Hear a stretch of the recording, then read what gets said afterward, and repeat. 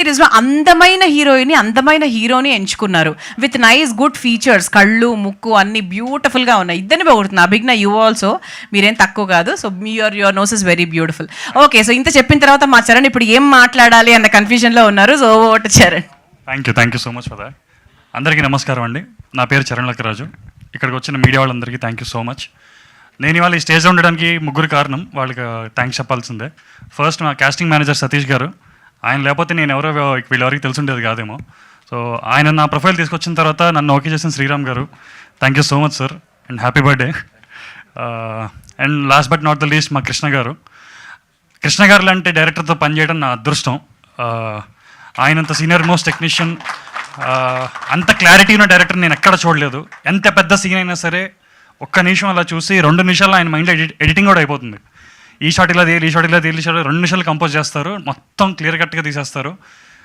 అంత క్లారిటీతో అంత బాగా వర్క్ చేసిన డైరెక్టర్ నాకు నేను ఎప్పుడు చూడలేదు. Thank you so much sir. నాలాంటి కొత్త కుర్రాడిని ఏ సీనియర్ డైరెక్టర్ అయినా సెట్లో అరిచేసినా లేక సరిగ్గా డీల్ చేయకపోయినా నేను డీలా పడిపోయేవాడిని, ఆర్ నా స్పిరిట్ తగ్గిపోయేది. బట్ ఒక్క రోజు కూడా అరవకుండా నన్ను చాలా పేషెంట్గా, చాలా ఓపిక్గా, చాలా బాగా హ్యాండిల్ చేసినందుకు thank you so much sir. I really loved working with you.